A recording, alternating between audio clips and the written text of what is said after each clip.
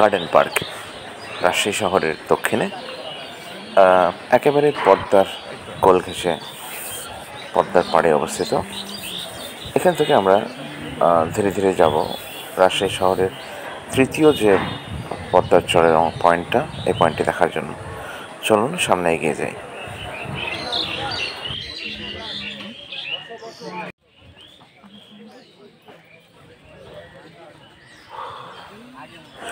দর্শনার্থীদের সহজে চলাচলের জন্য নদীর মাঝখান দিয়ে চলাচলের ব্যবস্থা করে দেওয়া হয়েছে।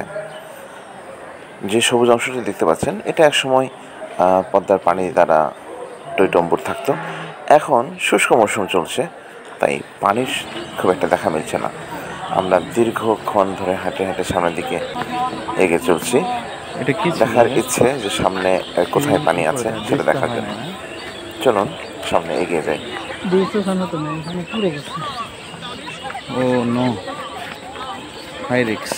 বৃষ্টি থাকলে ভালো হইতো। এটা পূর্ব পাশে পদ্মা নদীর।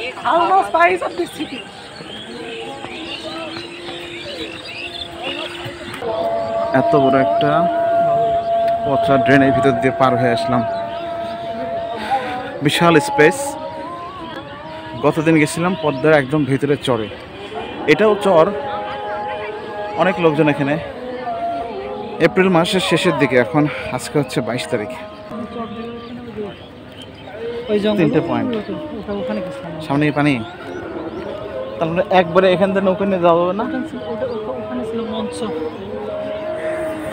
রাজশাহীর গার্ডেন পার্কের পদ্মার চরের এই অংশে দর্শনার্থীদের উপস্থিতি উল্লেখযোগ্যভাবে পরিলক্ষিত হয়। সবার জন্য উন্মুক্ত হয়, অনেক দর্শনার্থী এখানে দেখতে আসেন। নদীর স্পর্শ পেতে আমাদেরকে পাড় থেকে নিচে নামতে হবে। শফিক স্যার, যাওয়া যাবে? এত খাড়া কেন? নদীতে নামার এই অংশটা এতটাই খাড়া এবং ঢালু যে স্বাভাবিকভাবে আপনি হেঁটে নামতে পারবেন না, অত্যন্ত রিস্কি। অন্তত এই অংশটুকু একটু ফোর্সে কেটে নিরাপদ করার দরকার ছিল, যাতে সহজে সবাই নামতে পারে। খুবই ঢালু, তাই অতি সাবধানে নেমে আমি সামনের দিকে এগিয়ে যাচ্ছি। জুতাগুলা খুব, বাপরে, ওঠাই মুশকিল হয়ে যাবে। শুধু হেঁটে যাচ্ছি, প্রচুর ঘেমে গেছি। শালা রোদ, গরম ছিল, এখনো প্রচুর গরম। সন্ধ্যা নেমে আসতেছে, তাও গরম।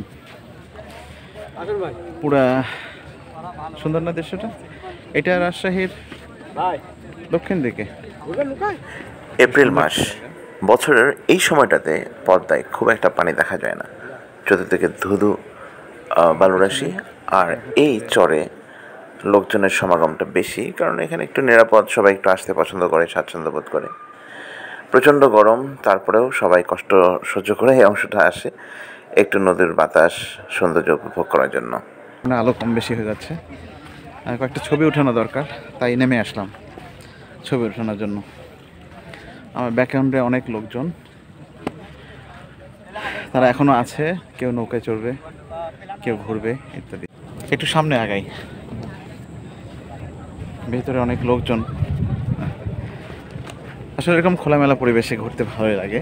যারা কখনো আসেন নাই, আমি বলবো যে আসেন, পরিবেশটা দেখেন। সত্যি, যেখানে নদী আছে, পানি আছে, যেখানে নদী, আকাশ আর পানি মিশে একাকার, যারা প্রকৃতি ভালোবাসেন, আমার মনে হয় তাদের কাছে এই অংশটা অনেক বেশি সুন্দর লাগবে। সময় নষ্ট না করে কোনো একদিন সময় করে চলে আসুন এই অংশ দেখার জন্য। পাশে যাকে দেখতে পাচ্ছেন, ইনি হচ্ছিল আমার কোর্সমেট, রুমমেট এবং ট্রেনিং মেট শফিক স্যার। আসলে তার অনুপ্রেরণায় আমি এই অংশটা দেখার সুযোগ পেয়েছি।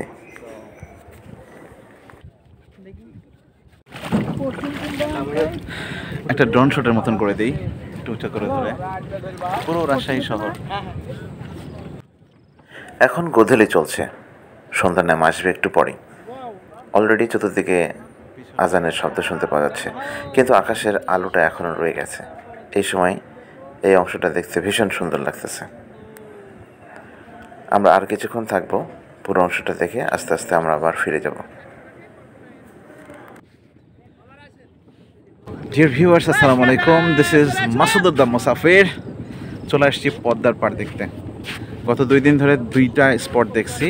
এই আমার এখান থেকে হাতের বাম সাইড হবে, এইটার একদম শেষ মাথা 2টা পয়েন্ট দেখছি। আজকে হচ্ছে লাস্ট পয়েন্ট, বড় কুঠির। আর হচ্ছে ওই পাশে টিবাদে গিয়েছিলাম। তারপরে হচ্ছে যে আরেকটা টিবাদ ছাড়া আরেকটা কি আছে? ও আচ্ছা, মঞ্চবাদ, ওখানেও গিয়েছিলাম। এটা হচ্ছে 3 নাম্বারটা। এটা হচ্ছে কি যেন পার্ক বললো? ও আচ্ছা, গার্ডেন পার্ক। প্রত্যেকটা জায়গায় যাওয়ার ডিস্টেন্স অনুযায়ী দামটা হয়। রিক্সা ভাড়া হয় হচ্ছে 15 থেকে 20 টাকা পার হেড। খুব কম।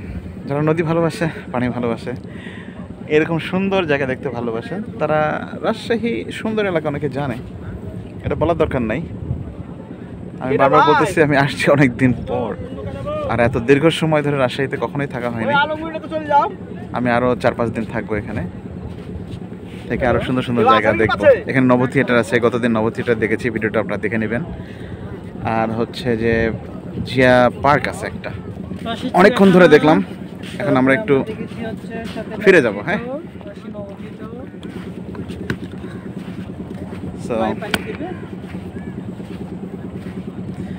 এভাবে হাঁটতে হাঁটতে চলে যাবো। কিন্তু সবচেয়ে খারাপ লাগতেছে যে আমার সাথে ফ্যামিলির কেউ থাকলে ভালো লাগতো। আমি আসলে একা ঘুরতে পছন্দ করি, বিষয়টা এমন না, ফ্যামিলিকে সাথে নিয়ে ঘুরতে ভালো লাগে। অনেকে ডাকাডাকি করতেছে, আর কিছুক্ষণ থাকি, দেখতে সুন্দর লাগতেছে। সো আরেকবার শটটা নিয়ে নিই। এই সুন্দর জায়গাগুলো না মিস করব আমি। জানি না আর কখনো আসা হবে কি না, তবে যেখানে যাই তবে এই ধরনের সিনগুলো দেখতে খুবই ভালো লাগে। আমি যখন ছোটো ছিলাম তখন এই ধরনের ডিজাইনগুলো ড্রয়িং করতাম, শুধু কালার দিয়ে। হ্যাঁ, ছোটো ছোটো গাছ, সবুজ, তারপরে নদী, পানি, লেক, এগুলো। তো আসলে মানুষের কল্পনা এবং বাস্তবতার অনেকটা মিল আছে। আল্লাহ তাআলা কত সুন্দর করে পৃথিবীটা সাজিয়েছেন, তাই না? তো যারা দেখেন নাই, আসবেন ইনশাল্লাহ। সো সন্ধ্যা একেবারেই ঘুমিয়ে আসছে, আলোর জন্য হয়তো দেখা যাচ্ছে। হ্যাঁ, মোবাইলের আলোর কারণে হয়তো দেখা যাচ্ছে এরকম। ভিডিওটি আজকে এ পর্যন্তই। যারা এতক্ষণ ধরে কষ্টের ভিডিওটি দেখলেন তাদেরকে অসংখ্য ধন্যবাদ। আর এই ধরনের ভিডিও পেতে অবশ্যই আমার কমেন্টে জানাবেন আর কী ধরনের ভিডিও চাই। আর যারা নিয়মিত আমার ভিডিওটি দেখেন অবশ্যই আমাকে সাপোর্ট করবেন, আমার পেজটাকে ফলো করে রাখবেন নতুন ভিডিও দেখার জন্য। আর অবশ্যই চ্যানেলটাকে সাবস্ক্রাইব করে অ্যাক্টিভ থাকবেন। সবাইকে ধন্যবাদ। দেখা হচ্ছে পরবর্তী ভিডিওতে। আসসালামু আলাইকুম রহমতুল্লাহ।